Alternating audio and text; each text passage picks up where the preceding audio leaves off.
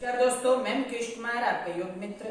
और आज का विषय है कफ। शरीर में कफ क्यों बढ़ता है, इसका कारण क्या है और इसका बहुत ही सरल सा समाधान, जिस समाधान को हमने अपने घर परिवार के सदस्य और अन्य व्यक्तियों पर करके देखा, इसका परिणाम इतना अच्छा आया कि कफ से संबंधित रोग गायब हो गया और बिना किसी औषधि का सेवन किए। और अगर इस चीज को आप अपने जीवन में लागू करते हैं तो हम विश्वास रखते हैं कि आपके जीवन में कफ से संबंधित रोग नहीं होंगे। तो आइए विषय को शुरू करते हैं कि कफ बढ़ने के कारण को जानते हैं। देखिए, कफ बढ़ने का सिर्फ एक ही कारण है, वो है शरीर के अंदर तापमान का बढ़ना। कि शरीर के अंदर जैसे जैसे टेम्परेचर बढ़ता है, उसको मेंटेन करने के लिए शरीर कफ को बढ़ाता है, जिससे शरीर का तापमान सामान्य रहे। लेकिन यहीं पर हम सबसे बड़ी गलती करते हैं कि कफ को ठीक करने के लिए तीव्र प्रभाव वाली औषधि का सेवन करते हैं, भले वो आयुर्वेदा है, एलोपैथी है, अन्य किसी पैथी से बनी हुई। जो औषधि बहुत जल्दी कफ को सुखाएगी और ठीक करेगी, वो शरीर को बीमार करेगी, क्योंकि यहीं से कफ का स्वरूप बदलता है। कुछ औषधि के कारण है, कुछ हम भोजन में ऐसी चीज ले आए हैं जो शरीर का तापमान बढ़ा देती है। देखिए, कफ का स्वरूप बदल जाता है। पहले जो कफ बनता है वो काफी गाढ़ा और चिपचिपा होता है।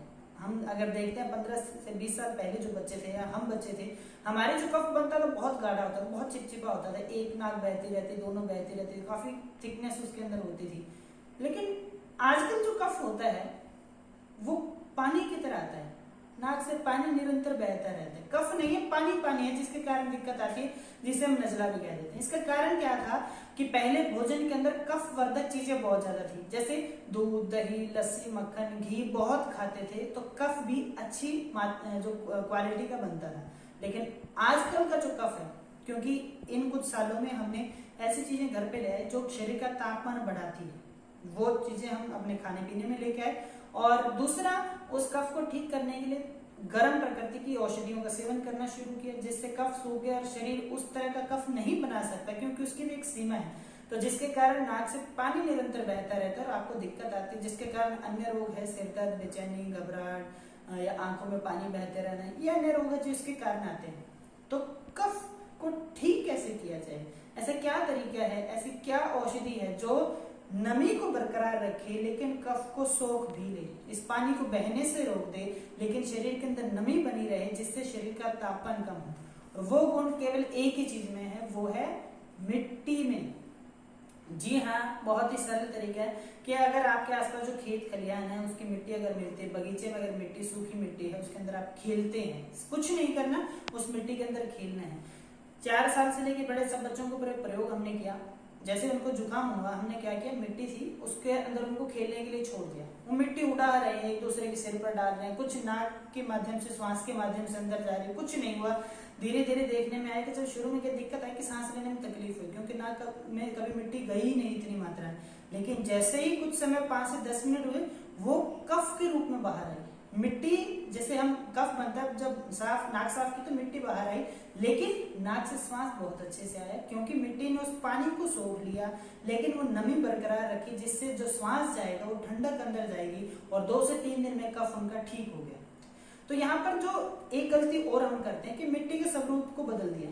पहले जो मिट्टी थी, जो खेत में सामान्य मिट्टी मिलती है, वो ठीक है, लेकिन अगर मिट्टी हमने महीन ले ली, बहुत बारीक ले ली, तो भी कफ को बढ़ा देगी। जैसे बहुत बारीक या बालू मिट्टी बहुत महीन होती है, तो वो एक दूसरे को पकड़ना छोड़ देती है, अर्थात जो मिट्टी ग्रिप नहीं कर सकती, वो मिट्टी आपको बीमार करती है। जैसे अगर राजस्थान के अंदर बहुत ज्यादा बरसात हो जाती है, तो वहां पर आप देखेंगे कि बाढ़ भी बहुत जल्दी आती है, क्योंकि वो मिट्टी पानी को रोक नहीं सकती, सोख नहीं सकती, सीधा सीधा पानी के साथ बह जाती है।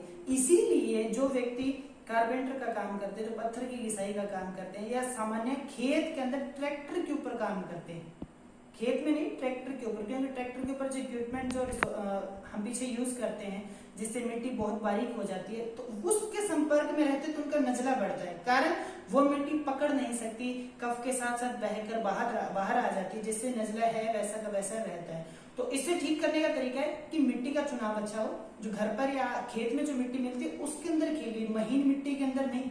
जो आंधी तूफान में मिट्टी आती है उसमें आप बाहर नहीं निकल सकते, क्योंकि उसमें कफ बढ़ जाता है। तो उम्मीद करूंगा इस चीज को आप समझे होंगे। आपके खेत बगीचे में जो मिट्टी है उसके अंदर खेलिए, वो मिट्टी अंदर जाएगी तो उसके अंदर पकड़ने की क्षमता होगी, जिससे कफ से संबंधित रोग आपको कभी भी नहीं होगा। और अगर भूल से आपके शरीर में कोई अल्सर या जख्म हो गया, नाक के अंदर कोई बार बार जिसको नक्सीर आती है, खून निकलना शुरू हो जाता है नाक से, वो उसको जीवन भर नहीं आएगी अगर बच्चा कुछ मिट्टी खा लेता है, कुछ नासिका के माध्यम से अंदर चली जाती है।